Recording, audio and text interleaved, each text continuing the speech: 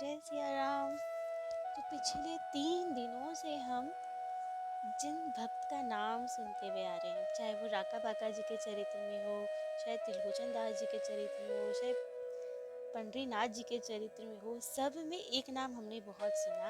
एक ऐसे प्यारे भक्त का नाम जो ठाकुर जी के तो बहुत ही प्यारे भक्त थे। ठाकुर जी इतना लाड प्यार करते थे ना उन्हें।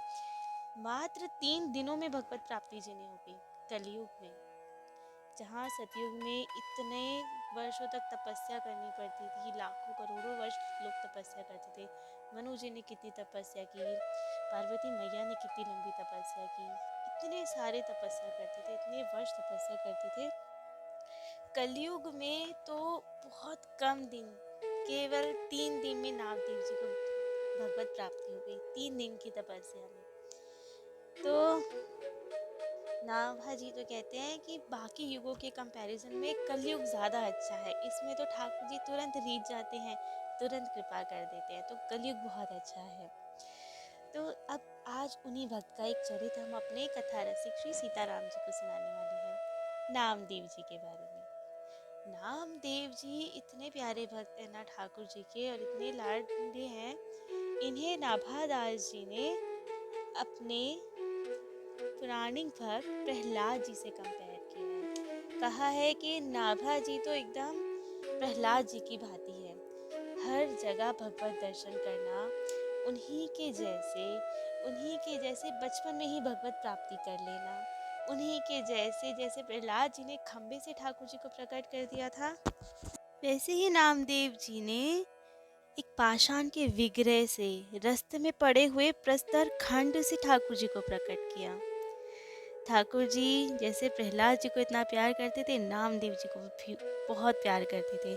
नामदेव जी जल में, थल में, अग्नि में सर्वत्र अपने ठाकुर जी का दर्शन करते थे, जैसे प्रहलाद जी करते थे। जले विष्णु स्थले विष्णु विष्णु पर्वत मस्तके, ज्वाला माला कुले विष्णु सर्वम विष्णुमयम जगत। हर जगह ठाकुर जी के दर्शन करना। जैसे प्रहलाद जी पे जब उनके पिता तलवार से हमला करने वाले थे, तलवार से उनकी गर्दन काटना चाहते थे, उसी समय ठाकुर जी ने प्रकट होकर उनकी रक्षा की। वैसे ही जब नामदेव जी ने अपनी गर्दन पे छुरी रखी कि अब मैं गर्दन काट लूंगा यदि आप नहीं आए तो, तभी ठाकुर जी प्रकट हो गए। तो इतनी समानता थी प्रहलाद जी में और नामदेव जी में। तो नामदेव जी के बारे में आज हम श्रवण करेंगे। नामदेव जी दक्षिण हैदराबाद के नरसी ब्राह्मणी ग्राम में उनका जन्म हुआ था, संवत 1327 में। नामदेव जी की माता बाल विधवा थी और उनके एक नाना जी थे जिनका नाम था वामदेव, जिनके पास उनकी माता रहती थी। अब वे बहुत दुखी रहती थी। तो फिर उनके नाना जी ने बोला कि ये तो आप पॉजिटिव वे में भी ले सकते हो। हर चीज़ की दो स्थितियाँ होती हैं, हम किसी को नेगेटिव तरह से भी ले सकते हैं और सेम परिस्थिति को पॉजिटिव तरह से भी ले सकते हैं। तो उनकी माता ने पूछा कि कैसे? तो वामदेव जी ने कहा कि यदि आपका पति जीवित होता तो आप वहीं रहती, गृहस्थ कार्यों में इतना फंस जाती, सब कुछ कार्य करना पड़ता आपको इतना, तो ठाकुर जी का सुमिरन नहीं हो पाता। तब आप सोचते कि जब सब सेवाओं से निवृत्त हो जाएंगे तब ठाकुर जी का भजन करेंगे। अब तो ठाकुर जी ने कृपा करके आपकी सब सेवा ही छुड़वा दी, कोई जिम्मेदारी नहीं। यहाँ आप हमारे पास रहें और खूब प्रेम से ठाकुर जी का भजन करें। कोई रोक टोक नहीं, कोई और काम नहीं, सिर्फ ठाकुर जी की सेवा। जैसे कि हम आरती में गाते हैं, तुम हो एक अगोचर सबके प्राणपति, कि ठाकुर जी तो सबके प्राणपति हैं, तो तुम्हें क्यों इतना दुख हो रहा है? तुम्हारे भी प्राणपति ठाकुर जी ही हैं, अब उनकी सेवा करो, खूब प्रेम से सेवा करो।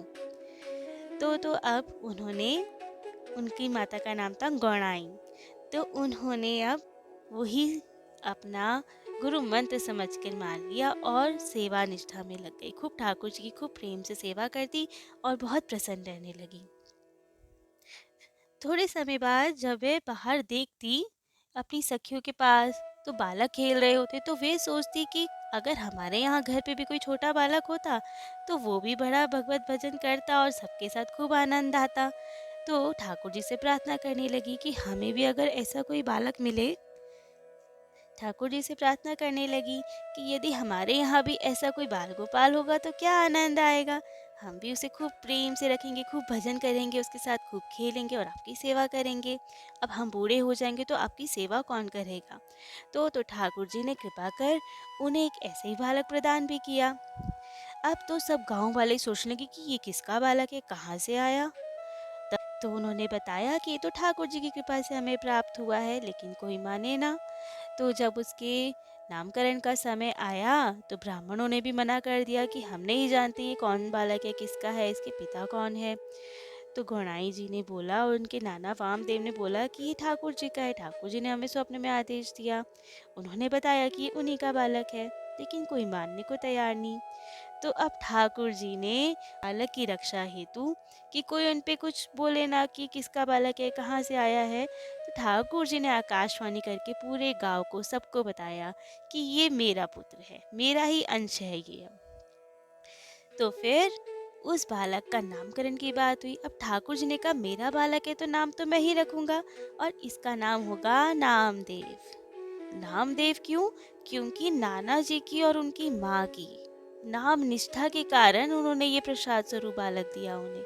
और ये बालक आगे चल के इतना बड़ा नामनिष्ठ होने वाला था, जिनके इष्ट ही नाम महाराज होने वाले थे, सतत नाम स्मरण करने वाले थे और सबको प्रेरणा देने वाले थे। इसलिए ठाकुर जी ने इनका नाम रखा नामदेव।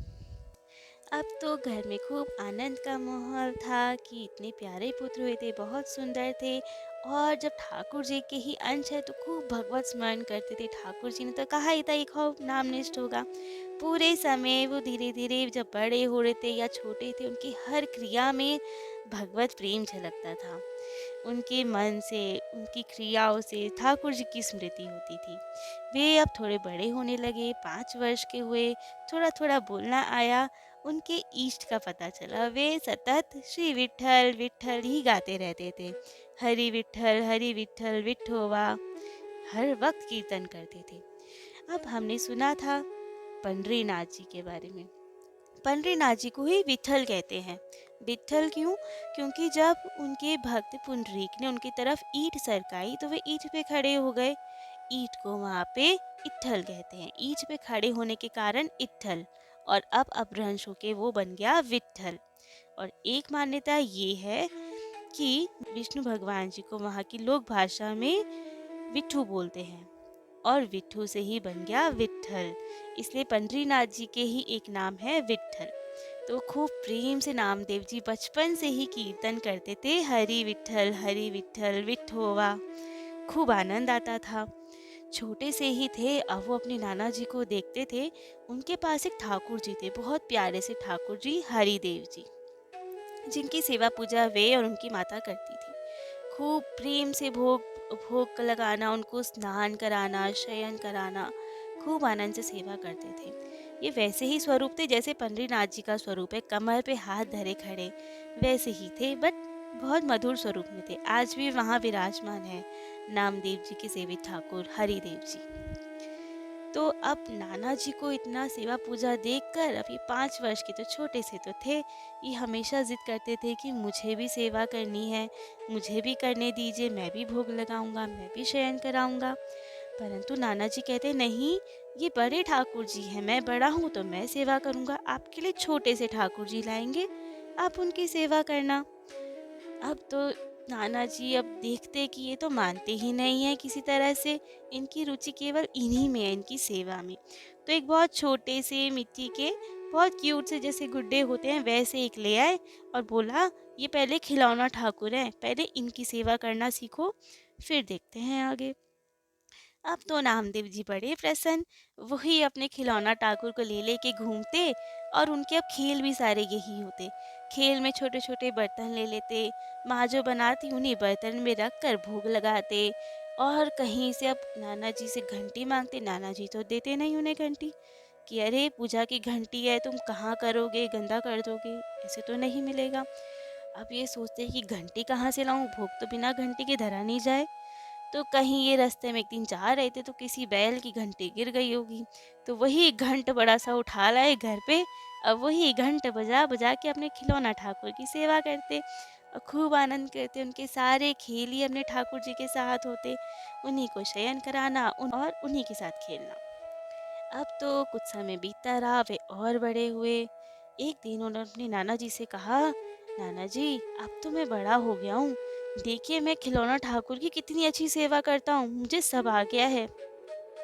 अब मुझे ये बड़े ठाकुर जी की भी सेवा दे दीजिए ना। नाना जी अब परेशान किए तो फिर स्टार्ट हो गए। उन्होंने कहा, नहीं अभी नहीं देंगे, पहले अच्छे से सीखो। आप हमारे साथ रहा करो और सीखो कैसे सेवा करते हैं। यदि हमें लगेगा कि आप अच्छे से सेवा करते हो तो आप विचार करेंगे कि आपको देनी है कि नहीं देनी है। तो इन्होंने कहा ठीक है। अब नाना जी को तो लगा था छोटा बालक है, कितनी देर रुकेगा, थोड़ी देर देख के भाग जाएगा, खेलने में चला जाएगा। परंतु अब ये तो ऐसे नहीं थे। ये तो 24 घंटे नाना जी के पास रहते, पूरी सेवा सीखते, बड़े प्रेम से विभोर होते। और बस फिर तो सब कुछ इन्हें बहुत जल्दी आ गया। अब नाना जी सेवा करते तो ये पहले पहले बताते रहते, नाना जी अब ऐसे करना है, नाना जी अब ऐसे करना है। तो नाना जी भी प्रसन्न कि अरे वाह, बच्चे को अभी से आ रहा है। अब तो ये जिद करने लगे कि नाना जी देखो, मुझे तो सब आ गया, अब ठाकुर जी की सेवा मुझे दे दीजिए ना, मेरा बहुत मन करता है ठाकुर जी की सेवा करने का। तो नाना जी क्या कहते, हर बार कितना टालते, बच्चे को ऐसे टालने से उनका उत्साह कम होता। तो इसलिए एक दिन नाना जी ने कहा कि ठीक है, अभी हम कपड़ा छाप रहे हैं। ये छिपा जाति के थे, तो इनका कार्य था कि ये कपड़ा छापते थे और फिर बाजार में बेच के आते थे। तो इन्होंने कहा नाना जी ने कि अभी हम कपड़ा छापते हैं, जब ये छप जाएगा तो हम बाजार में जाएंगे बेचने, और उसमें 3 दिन लगते हैं वापस आने में, तो वो 3 दिन आप सेवा कीजिएगा। अब तो ये बहुत खुश कि अरे वाह, नाना जी ने तो कह दिया मुझे सेवा देंगे। बहुत ही प्रसन्न और गए गली में अपने दोस्तों के साथ खेलने। अब सखाओं ने पूछा, अरे वाह, आज तो आप बहुत प्रसन्न है। इन्होंने कहा, हाँ हाँ, क्यों नहीं प्रसन्न होऊंगा, बहुत अच्छी चीज मिली है मुझे। तो सबने पूछा कि ऐसा क्या मिल गया है आपको। तो सबने पूछा कि बताओ तो सही इतनी प्रसन्नता का कारण। तो इन्होंने कहा, नाना जी मुझे बड़े ठाकुर जी की सेवा देने वाले हैं। अब तो छोटा खिलौने ठाकुर की सेवा नहीं, मैं बड़े ठाकुर जी की सेवा करूंगा। सब बड़े प्रसन्न हुए कि अरे वाह नामा, आप तो बड़े भाग्यशाली हैं। तो नामा जी ने कहा, हाँ हाँ, और ना अब मुझे नामदेव मत कहना, मुझे नामा पुजारी कहना। तो सब तो बड़े प्रसन्न हुए कि अरे नामा पुजारी जी, हमें यहीं छोड़ देंगे क्या। कह रहे, नहीं नहीं, मैं जब पूजा करूंगा तो आप मंदिर में आया करना दर्शन करने, सबको प्रसाद बांटा करूंगा मैं। लेकिन ध्यान रखना, गर्भगृह में आने की अनुमति नहीं होगी किसी की, क्योंकि नाना जी बहुत विचार करते हैं। आप वहीं बाहर दूर बैठ के खूब भजन कीर्तन करना, फिर मैं सबको प्रसाद बांटा करूंगा, खूब सुंदर तैयार होऊंगा, बढ़िया धोती पहनूंगा, तिलक लगाऊंगा। अब तो सब बड़े प्रसन्न, नामदेव जी तो बहुत प्रसन्न सोच सोच के कि कब ये समय आएगा जब मैं ये सब करूंगा, ठाकुर जी की सेवा करूंगा। अब तो उनको एक नई उमंग चढ़ गई। डेली अब नाना जी के पास जाते, नाना जी आप गए नहीं अभी तक, नाना जी आप कब जाएंगे। नाना जी कहते, हाँ बेटा, अभी ये छप जाएगा कपड़ा, फिर जाएंगे, थोड़े दिन रुक जाओ, 4-5 दिन रुको। अब तो ये दिन गिनने लगे, 4-5 दिन होंगे, फिर पूछूं 4-5 दिन हो गए। फिर एक दिन ये भागे, नाना जी आप कब जाएंगे, कब जाएंगे, अभी तक गए क्यों नहीं आप। नाना जी तब तक भूल गए। नाना जी ने कहा, बेटा कहाँ भेज रहे हो अपने बूढ़े नाना को।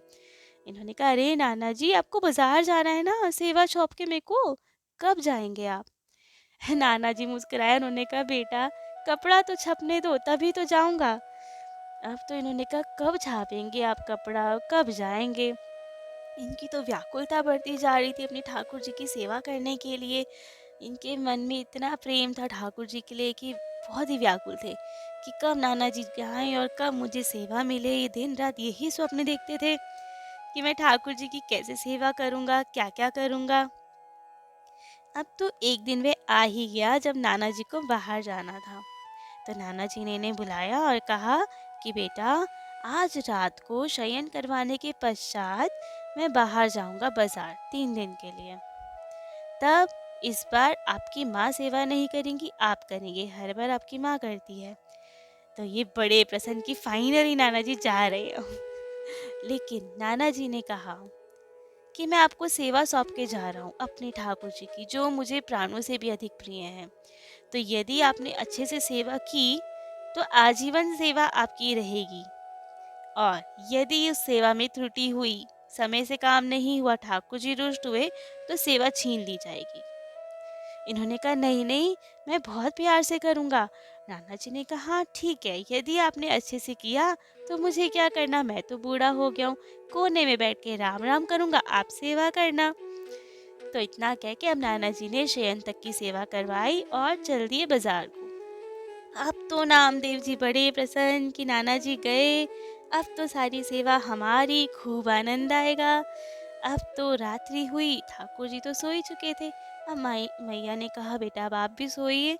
माँ ने लेके सुलाने की कोशिश की पर ये तो सोए ना, ये तो मन में विचार करते रहे कि क्या आनंद आएगा, सुबह ठाकुर जी को जगाऊंगा, उन्हें दूध पिलाऊंगा, वो मुझे कहेंगे अरे वाह नामा आज तो बहुत टेस्टी दूध बनाया है, और मैं उनसे बातें करूंगा, उनसे पूछूंगा कि ठाकुर जी चीनी ज़्यादा तो नहीं हो गई, कम तो नहीं रह गई, टेस्ट में कैसा है, और क्या खाएंगे। तो ये बहुत ही प्रसन्न कि अब तो ठाकुर जी से बातें होंगी, खूब आनंद आएगा। और ये सोचते सोचते थोड़ी देर बाद मैया सुबह कब होगी। अब तो मैया परेशान कि बेटा तुम सो जाओ। तो इन्होंने कहा ठीक है। फिर थोड़ी देर बाद उठ के पूछते मैया सुबह हो गई क्या। माँ ने कहा बेटा सोओगे तो सुबह होगी ना, थोड़ी देर तो रुको, हर 15 मिनट बाद ये पूछने लगते। अब इन्हें व्याकुलता इतनी कि कब भोर हो और कब जाए। क्यों? क्योंकि नाना जी ने कहा था सब कुछ समय से होना चाहिए, मंगला होनी चाहिए, समय से उठाना चाहिए, उठापन ठीक होना चाहिए, क्योंकि सेवा में त्रुटि हो गई तो नाना जी सेवा छीन लेंगे। ये तो बेचैन कि भोर कब हो, ये तो इन्हीं ख्यालों में खोए रहे कि कैसे भूख लगाएंगे दूध का, ठाकुर जी को दूध पिलाना है, नाना जी ने कहा है दूध बढ़िया से पिलाना है ठाकुर जी को। ये तो यही सोचते रहे, तारों को देखते रहे। पहले घड़ियां तो नहीं होती थी तो तारों से ही पता लगता था आकाश की स्थिति से कि भोर हो गई, क्या समय हो गया। तो अब जैसे इन्हें लगा कि अच्छा ये हो गया तो 3 बज गए, चुपके से उठे कि 3 बज गए, जल्दी से स्नान आदि करने भागे कि मैया को ना पता लग जाए, कहीं पता लगे फिर से सुला दे मैया कि अभी नहीं उठना। तो अभी गए चंद्रभागा नदी में, फटाफट स्नान करके आए, बढ़िया सुंदर सी धोती बांधी, सुंदर पुजारी बन के बैठने के लिए, तिलक आदि लगाए, तुलसी जी उतारी, पुष्पमाला बनाई, सारे उनके परिकर, सारे बर्तन जितने सेवा में यूज़ होते हैं सब साफ किए और बड़े प्रसन्न हुए। फिर मंदिर में गए और देखा ठाकुर जी शयन कर रहे हैं। तो तब तक इन्होंने पूरे मंदिर की सफाई की, पूजा आदि लगाया और हाथ धो के आ गए ठाकुर जी का उत्थापन करने, जगाने उन्हें। इतने में तो ठाकुर जी की लीला, झरोके से कितना जोर की हवा का झोंका आया कि ठाकुर जी की चदरिया थोड़ी सी हट गई। अब तो इन्होंने देखा ठाकुर जी सो रहे हैं, लेटे हुए हैं और मंद मंद मुस्कुरा रहे हैं।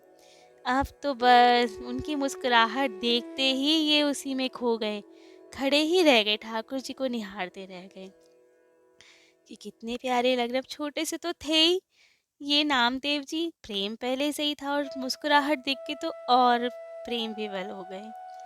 परंतु फिर याद आया नहीं नहीं, समय से काम करना है, खोना नहीं है। तो अब ठाकुर जी को जगाने के लिए 3 बार ताली बजाई कि छोटे से बाल स्वरूप है ना, वो तो उठाया उन्हें। अब उन्हें प्रणाम किया, जगते ही प्रणाम करना चाहिए, उनके चरण स्पर्श किए, स्नान आदि करा के और खूब प्रेम से उनका श्रृंगार किया।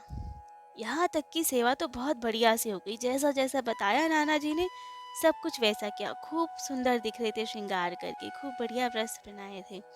अब तो नामदेव जी ने कहा कि चलो भाई अब तो इनके लिए बढ़िया सा दूध बना के लाए। गए और खूब औटाया दूध को, औटाया मतलब खूब उन्हें खदकाया, अच्छे से उबाला। अब ठाकुर जी को जो दूध पसंद है ना, बढ़िया कढ़ा हुआ दूध पसंद है, ऐसे नहीं कि सिर्फ गर्म करो और ले जाओ। खूब औटाया हुआ बढ़िया से दूध हो, उसमें इलायची सुगंध हो, और खूब फिर उसे ठंडा करो, झाग बनाओ बढ़िया से, और झाग वाला दूध पिलाएंगे ठाकुर जी को, जो वो प्रसन्न हो जाए।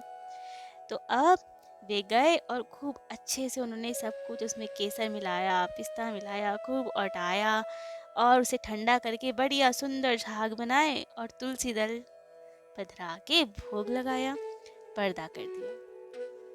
पर्दा करके अब घंटी बजाई। अब घंटी बजानी बहुत इम्पोर्टेंट होती है हमारे यहाँ मान्यता जो है, घंटी क्यों बजाई जाती है? क्योंकि घंटी में गरुड़ जी होते हैं और मान्यता है कि गरुड़ जी के पंखों से, उनके पंख से वेद ध्वनि निकलती है। अब हम लोगों को मंत्र आदि तो नहीं आते हो ना, शुद्ध उच्चारण होता, इसलिए घंटी बजाई जाती है कि उनके पंखों से वेदों की ध्वनि निकले और कोई कसर रह गई हो पूजा आदि में तो वो पूर्ण हो जाए। और दूसरा भाव संतों का है कि ठाकुर जी कहते हैं कि अहम भक्त पराधीन हूँ, कि मैं भक्त के अधीन हूँ। और जो ये श्री विग्रह होते हैं, उस स्वरूप में अर्चा अवतार होता है ठाकुर जी का। उस स्वरूप में ठाकुर जी स्वयं आते हैं और सब भक्तों के अधीन रहते हैं। हम जितने बजे उनके भक्त उन्हें जगाते हैं उतने बजे जगते हैं, जितने बजे खिलाते हैं उतने बजे खाते हैं, जितना खिलाते हैं उतना खाते हैं, जब भक्त सुला दे तब सो जाते हैं। तो ठाकुर जी भक्तों के अधीन हो जाते हैं। परंतु अब भक्त क्या करे, उसके लिए दुविधा है, ऑर्डर भी नहीं दे सकता कि ठाकुर जी जगो, ठाकुर जी सो जाओ, और ठाकुर जी कहते हैं मैं तो आपके अधीन हूँ। तो इसलिए घंटी का विधान किया गया है कि जब ठाकुर जी को भोग लगाना होता है तो घंटी बजाते कि ठाकुर जी इशारा हो गया, पा लीजिए भोजन, जहाँ कहीं लीला कर रहे हो आ जाइए और पा लीजिए। फिर जब घंटी बजाते हैं, लास्ट में ताली बजाते हैं, तो ठाकुर जी को इशारा होता है, ठाकुर जी प्रसादी हमारे लिए भी छोड़ दीजिए और अपने सिंहासन पे विराज जाइए। तो इसलिए घंटी का विधान होता है। तब उन्होंने घंटी बजाई और ठाकुर जी ने भोग लगाना स्टार्ट किया। वे वेट करते रहे कि अब ठाकुर जी ने लगा लिया होगा, 10 मिनट रखा, अब एटलीस्ट कुछ समय तो लगेगा ना ठाकुर जी को भोग लगाने के लिए, ऐसा थोड़ी रखते ही उठा लिया। तो वेट करते रहे, 10 मिनट हुए, उन्होंने ताली बजाई और पर्दा खोल के देखा तो ये क्या, दूध तो जो का तो है। उन्हें बड़ा दुख हुआ कि अरे ठाकुर जी लगता है मुझसे शर्मा रहे हैं, दूध नहीं पिया। फिर उन्होंने वापस ढाला और कहा मैंने शायद जल्दी खोल दिया होगा, पी लेंगे दूध। फिर वो बैठे रहे, आधा घंटा उन्होंने वेट किया, पर देखा फिर से दूध जो का तो पिया ही नहीं। अब तो उन्हें बहुत दुख हुआ और सोचा कि अब क्या किया जाए, कैसे दूध पिएंगे ठाकुर जी। लगता है ठाकुर जी को पसंद नहीं आया दूध। तो फिर वो गए किचन में और सोचा कि दूध ठीक नहीं बना। वो दूध उठाया, गैया को डाल दिया। फिर से 2 सेर दूध उबाला उन्होंने खूब और औटाया कि शायद पिछली बार वाला ठीक नहीं था। उसमें मिश्री मिलाई, फिर लेकर आए। फिर ठाकुर जी ने भोग नहीं लगाया। फिर उन्होंने सोचा कि शायद अब की बार ना चीनी कम रह गई हो। अगली बार फिर वो दूध गैया को डाल दिया। फिर किचन में गए, फिर दूध औटाया, इस बार अधिक मिश्री डाली। फिर लेकर आए, भोग पधराया, ठाकुर जी अब तो पा लीजिए ना, ऐसा क्यों कर रहे हैं? करते करते बहुत देर हो गई। 4 बार उन्होंने दूध उठाया, कभी गरम लग रहा, कभी उन्हें लग रहा चीनी कम है, कभी लग रहा उन्हें ज़्यादा है।